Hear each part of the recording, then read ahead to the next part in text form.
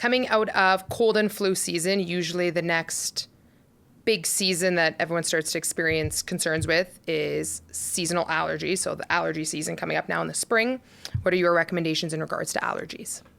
Another great question. I think people experience a lot more as spring hits. That's when all the pollens tends to get released. You tend to see a lot of different species of plants tend to just release a lot of antigens in the air, and people react to it.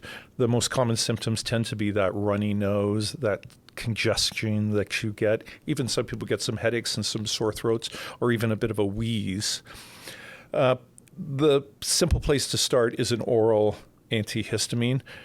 I think it comes in a variety of different products, but they all come with a little bit of a plus minus side to it. Early generations tend to be sedating, which means they tend to make you sleepy. They come on really quick. They work really quickly, and that's why some people say that's the better choice to use if you are really, really, really occasionally symptomatic. But if you are more consistently symptomatic, later generations tend to be slower in onset, but tend to have a longer lasting type of effect. And you need to just take them consistently day in, day out for up to weeks to months. It's not uncommon for people to use them through their entire season. And sometimes that will start in, mid-April and go all the way to August or even September on some occasions.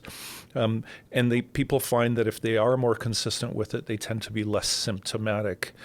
For specific sort of head-based symptoms, the use of an intranasal corticosteroid spray, we call it an ICS, tends to be the way to go as well, in conjunction with the use of an oral antihistamine.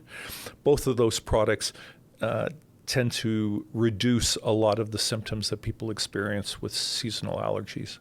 Are they often medications that patients can find over the counter, or do they go automatically to a prescription-based? Again, no, this is one of those times that you can go over the counter first.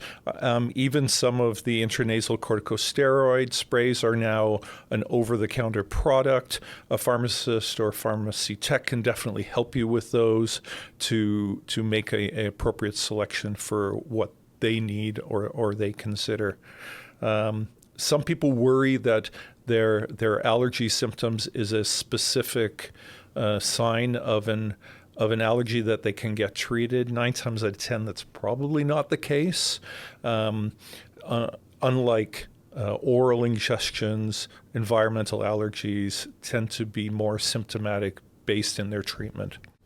In terms of amount of medication you'd be taking, are allergy medications usually a once daily, twice a day? In the short term, it might be as little as every 6 hours. In the long-term use is a once-a-day use. In terms of allergies, if you know you're an allergy sufferer, do you start preventatively taking medications, or do you wait until those symptoms start? It depends on the frequency of the occurrence.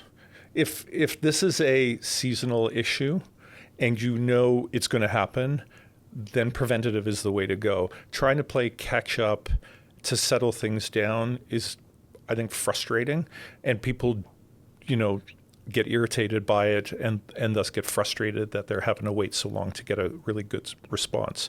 If it is very episodic, meaning very occasional, then I think a short-term, treat it as it comes is the better approach, because you don't end up having to take something on a regular basis.